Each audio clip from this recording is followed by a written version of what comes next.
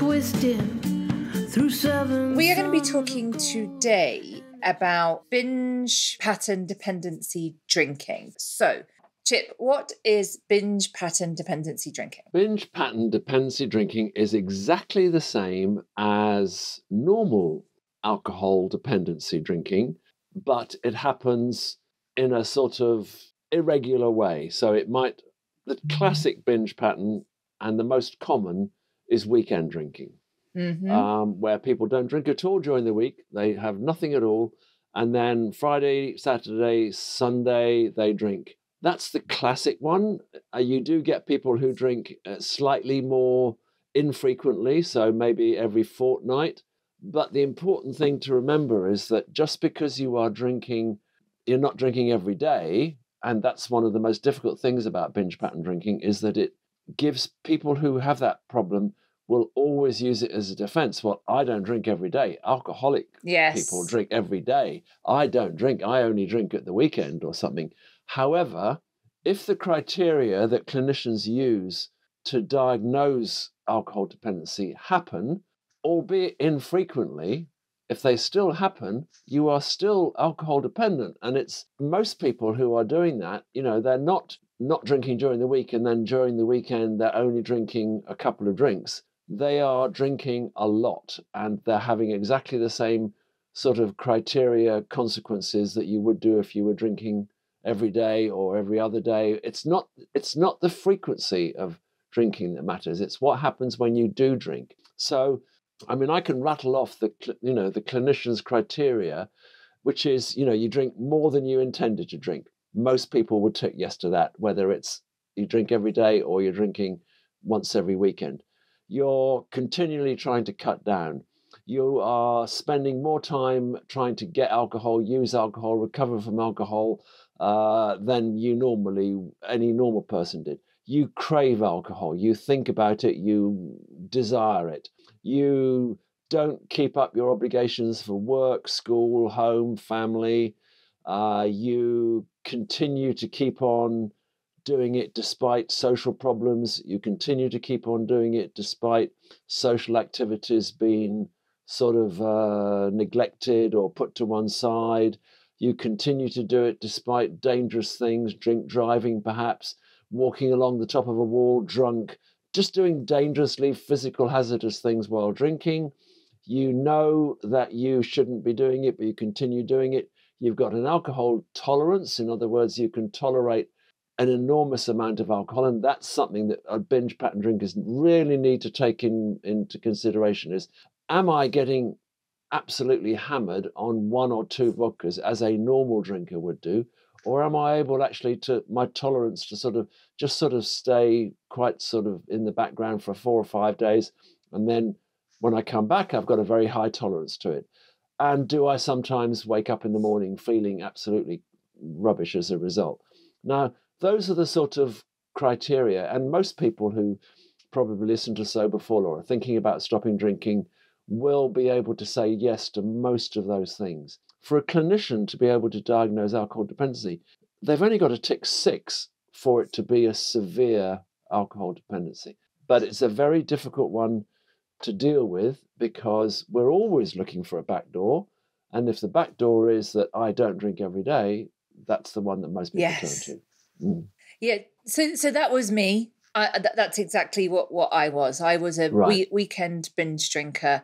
I would drink typically Thursday night, feel a bit rough Friday, but you could have a drink at Friday lunchtime, Friday night, Saturday lunch and Saturday night, recover Sunday feel utterly dreadful.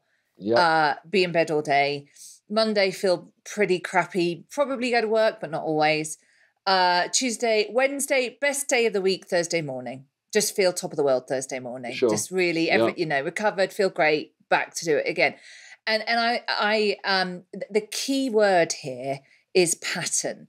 Yes. And I have to say, as a therapist, that's my jam, is patterns, right? That's the thing.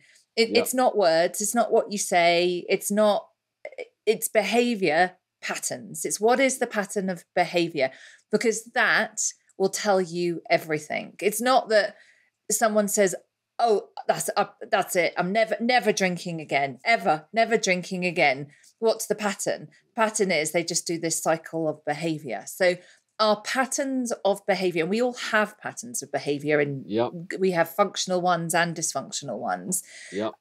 Tell you everything you need to know about a person, right? It's pattern that's the key thing. And it's the other, and you're absolutely right, with so many clients that we're doing this kind of sort of mental arithmetic in our head to try and kind of thread the needle of, yes, I know it looks like this, but actually I don't have a problem with alcohol because I don't drink 3 days of the week or whatever. Or I can do dry January or whatever.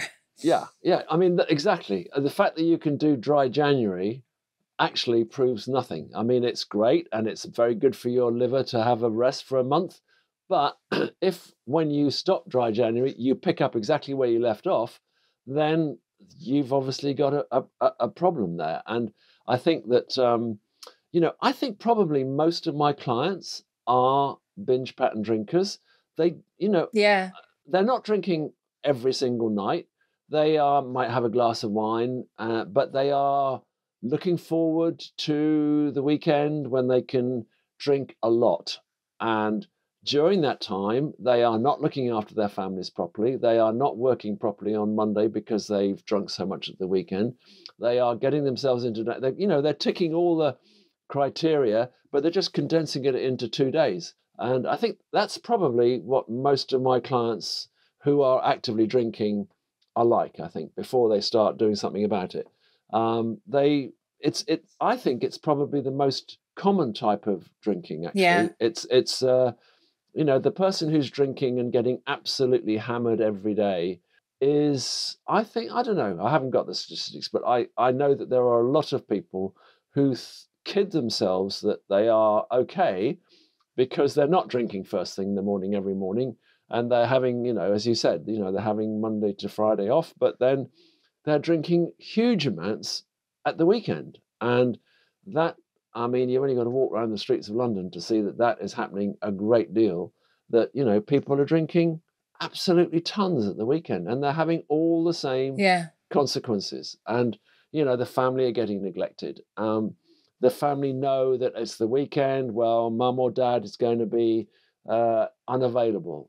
That sort of thing is going to be happening. The fact of the matter is that it doesn't matter when or how frequently or infrequently you're drinking. It's how much you're drinking and what happens when you do drink. That's the important thing. Yeah. It's the same thing with, in a way, it's a bit like smoking. A lot of people in the sort of dry, you talked about dry January just then. A lot of people give up smoking for a couple of months. When they start smoking again, they smoke one for the first hour. And then within about 5 hours, they're back to smoking exactly what they were before. The tolerance is there. And they've got our brains just remember how much of that chemical we require. Yes. I want to tell you that cigarettes were my first love. I freaking loved smoking cigarettes. Loved cigarettes. Yeah. Right. First thing I used. Yeah. Yeah. I mean, it was definitely the cigarette. Nicotine is a gateway drug, and this is back in the 80s, right? It was so cool, and you could smoke everywhere. I remember going with when we were in school. I remember we plotted with my friend, and we must have been 15. And on the local bus, you could get the local bus from Thetford to Bury St Edmunds. You could smoke at the back of the bus, and there was all this kind of like great deal of planning about who was going to get the fags and who was going to. By the way, in England, for American listeners, fags means cigarettes. That's a slang word we use. Just in case anyone. Back to binge pattern drinking. Yes. It's in many ways, when people are physically dependent on alcohol, it's kind of easier to reflect back to them like, mate, yes, you have a problem. Yeah. This is where, when it's a binge pattern, it's very, very sneaky. And it's incredible how the level of self-deception that human beings are capable of has never ceased to amaze me. Just overwhelming evidence of just alcohol causing utter mayhem in someone's life. And they'll focus on this But 4 years ago, I did dry January for 30 days. I know. I went on holiday and I didn't smoke. I didn't drink at all the whole holiday. It was my mate's birthday and I didn't... Exactly, yeah. 1952, I went to Spain and I didn't drink anything at all.